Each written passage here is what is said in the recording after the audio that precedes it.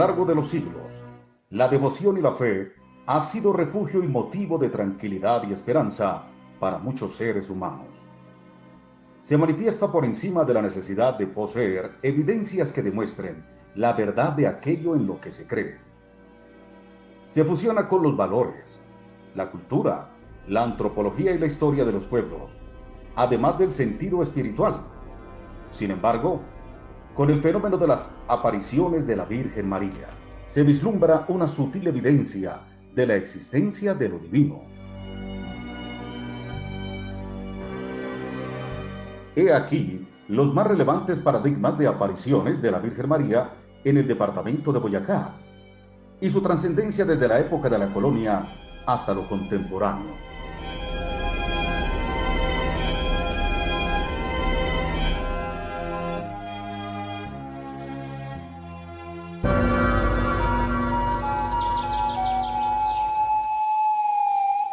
En contraste con la violencia y la crueldad padecida por los súbditos de Quemuencha-Tocha, quienes eran exhibidos y castigados en maderos hasta la muerte, en la hoy llamada la Loma de los Ahorcados, ubicada en el Alto de San Lázaro de Tunja, encontramos 2 siglos después cómo yacía la imagen bienhechora de la Virgen del Rosario, intercesora frente a la epidemia de viruela vivida por los habitantes de la colonia.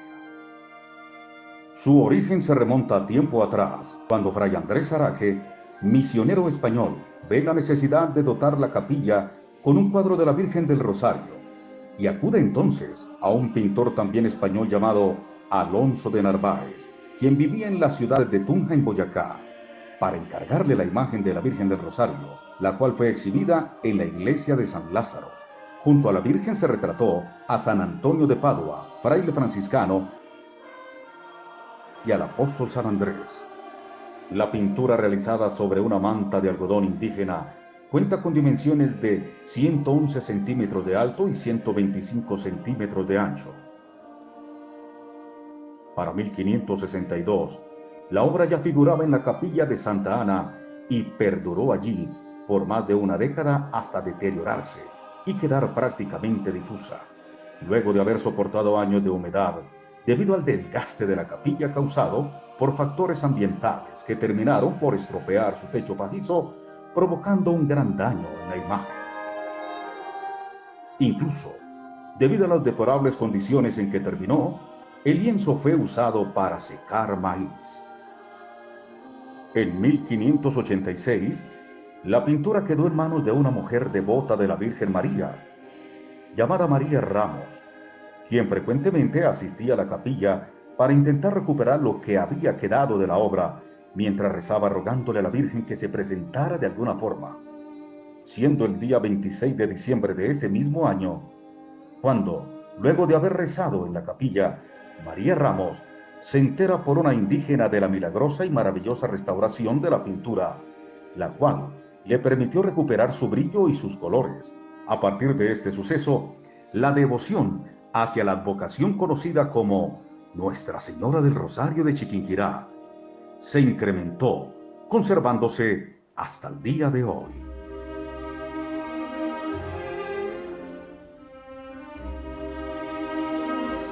Casi un siglo después de la restauración milagrosa, el 24 de agosto de 1628, en la iglesia de Nuestra Señora del Milagro del Topo, cuya construcción data del siglo XVIII, 2 monjas concepcionistas que se encontraban en sus aposentos detallan un brillo inusual sobre el manto blanco que conservan. Asombradas, se dan cuenta que además del misterioso brillo, en una charca cuya agua procedía de la lluvia, se había manifestado la Virgen del Milagro. Coincidencialmente, el arzobispo de Bogotá se encontraba allí por esos días, y luego de avistar la maravillosa advocación de la Virgen del Milagro, ordenó que las puertas del convento fueran abiertas para que la imagen pudiera ser vista y apreciada por las multitudes que se congregaran allí.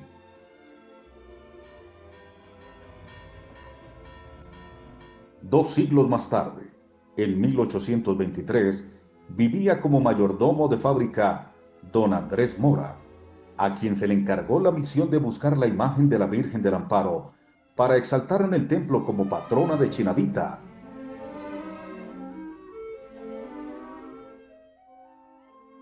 Primero viajó a Bogotá, pero se regresó acongojado, pues no había logrado dar con el paradero de su encomienda. En el camino de vuelta, se encontró con un fraile de hábito franciscano y le comentó lo que le había sucedido. A lo que el fraile contestó que la imagen de la Virgen del Amparo se encontraba en Tunja, más específicamente en el convento de San Francisco, dentro de un canutillo de guagua. Una vez encontrado, detallaron entre dicho canutillo el milagroso lienzo de la Virgen del Amparo, el cual se encontraba deteriorado y borroso. Por esa razón, el fraile superior se lo obsequió al mayordomo para que se lo llevara a Chinavita. El mayordomo, en compañía del padre Ramírez de Chinavita, decide viajar de nuevo a Bogotá, esta vez para buscar un pintor que restaurara la pintura.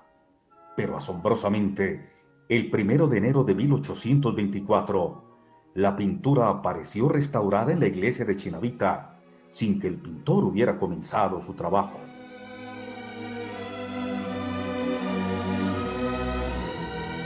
Ese mismo día, después de una misa celebrada por el padre José Joaquín Ramírez Subieta, los devotos junto con el párroco acordaron que en la parroquia, la cual había sido fundada el 14 de septiembre de 1823, debía ser presidida por la advocación de la Virgen del Amparo.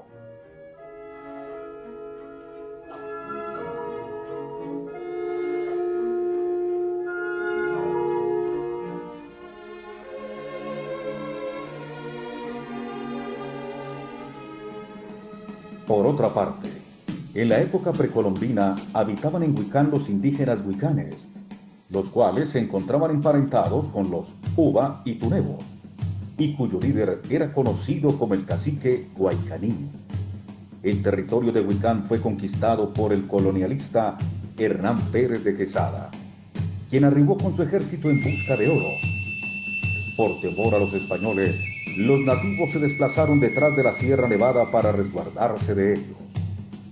Durante la conquista, en el conocido Peñón de los Muertos o de la Gloria, un cuantioso número de indígenas tunebos, al verse hostigados por los españoles, prefirieron lanzarse desde allí antes de ser dominados por los europeos. Para lograrlo, embriagaban con chicha a las mujeres y a los niños los introducían en múcuras de barro, las cuales cargaban en sus brazos las madres antes de saltar, con el propósito de impedirles sentir miedo. A comienzos de la conquista española y con la llegada de los misioneros se llevó a cabo la evangelización de los indígenas. Con el fin de ganarse la confianza de los Ubas y de los Huicanes, uno de los evangelizadores le ofreció al cacique Guaycaní un cuadro de la Virgen María. Sin embargo, este fue rechazado porque ellos ya tenían otro que la consideraban el más auténtico y sublime. Dicho retrato había sido entregado por un anciano, quien promovió su advocación, y por esta razón los indígenas se negaron a cambiarlo, confiando en que en esa representación mariana los ampararía. Guiados por la curiosidad, los españoles quisieron conocer la imagen a la que se refería el cacique, pero los Uba y Huicanes mostraron su negativa hacia la iniciativa europea, ocultándola en la cueva de la Cuchumba para procurarle mayor seguridad posible.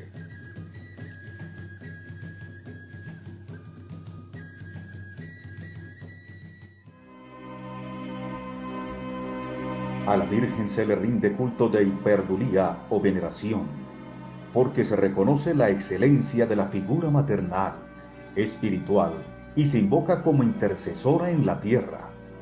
H. L. McKen definió la fe como la propensión a creer, contra toda lógica, que sucederá lo improbable. Sin embargo, la fe no necesariamente es una creencia ciega o ilógica. Al contrario, se puede precisar como la expectativa segura de las cosas que se esperan, a la demostración evidente de las realidades sutilmente contemplables.